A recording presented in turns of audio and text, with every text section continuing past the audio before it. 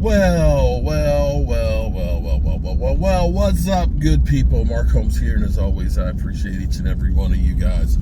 Hope you all are having a great day. It is Thirsty Thursday. OTAs are in the books, and I've got to get back to the man cave.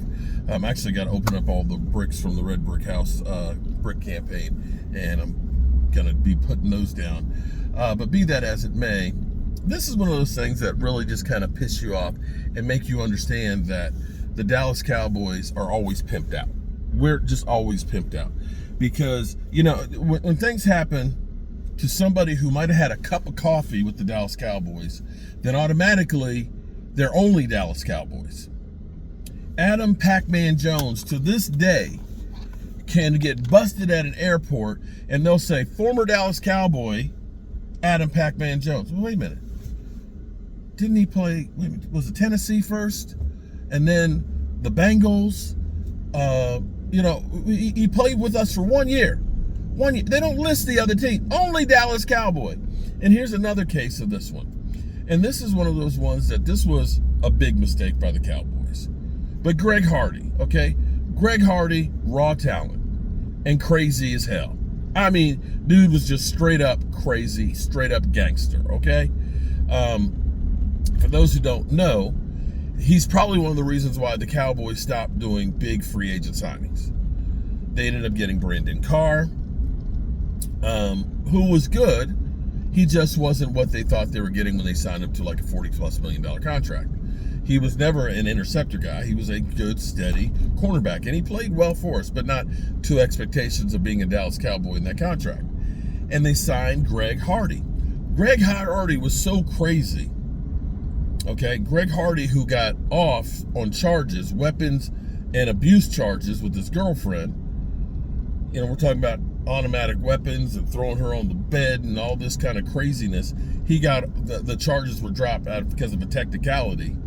He got released by the Carolina Panthers after being there for 4 years.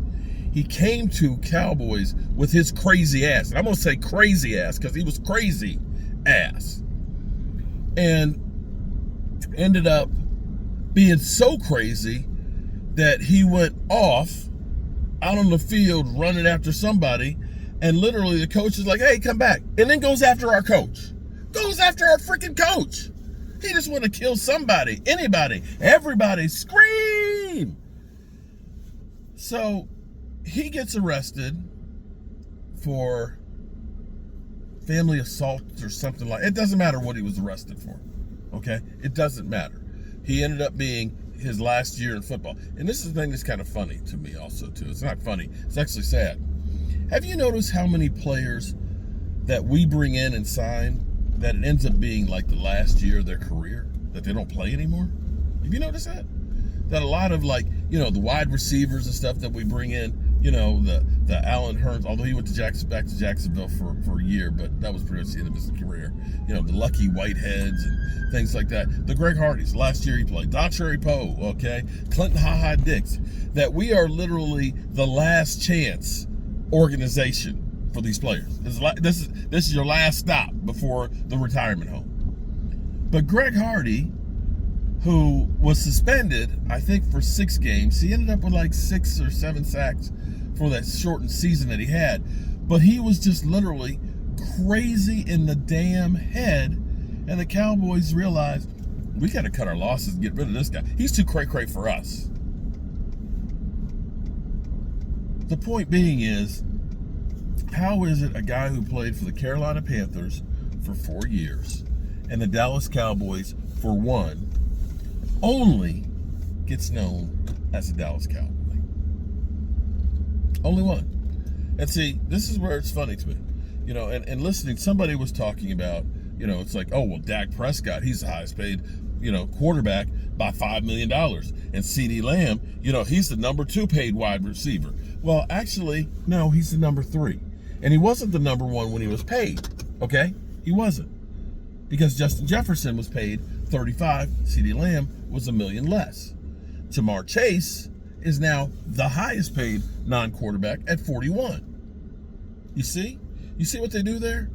See, they try to throw shade on the Cowboys and always make us look bad. Now, we look bad enough by ourselves with the regular shit. We don't need y'all to go ahead and make up some new shit to throw shade on us. You just don't, okay? But, you know, what can you do? What can you do? Shit's just crazy. Alrighty, good people. I am going to go. I have been, here's how much I've been running. And it's gotten warm out. We've, I have rental properties, okay? And I had one that had a problem with some, the heat in the attic was too much, so we had to put an attic fan on it. And I got my brother, who's an HVAC guy, to do service on all the air conditioning units, you know, change the filters, check the Freon levels, you know, make sure the coils are clean for the summer. So we've been doing that kind of stuff. And then there was a roof repair I had to do. So I've been up and down ladders, I've been up in attics and things. And here at the Red Brick House, when we've got old windows here. I know you don't care about this, but for those who don't care, stop watching. For those who dare, keep watching. But I've got the original windows here that I've weather sealed as much as possible, but they're not UV protected or anything like that. So when the sun sets on that side, it really heats up that space, and it's a tall ceiling. And so I need to put in some more blown-in insulation because it's kind of compressed in the time that we've been here. So I'll do that at some point. But I ended up putting in a power vent, and I can really feel a difference already because it's taking that heat load, because there was no venting originally in this house up in there. So I have been a fat ass. I typically gain a lot of weight during the football season. It just does. And I was at 275, I think. And then the course of losing my father-in-law and my dad, not cooking like I usually do when I usually start losing weight, eating just junk and shit, pizzas and burgers and fried chicken and everything else. My weight stayed at 270, because typically my weight would start going down. But I've been running around so much with that kitchen and down here this week, or actually 2 days, that I went from 272 to 263 today. 9 pounds. Dropped about 9 pounds in about the last week. And that's just from working out in the heat, cutting the grass, and being in the attic and sweating and all that. Just getting that water weight. So let's see if I can get back under 260 the next couple of days and see if I can get to 250. Probably look a lot better then. But it's 82 out right now, and the sun's beginning to go down. So I think it'll be pretty to get these bricks put in as the sun sets. As always, I appreciate you guys. Peace out.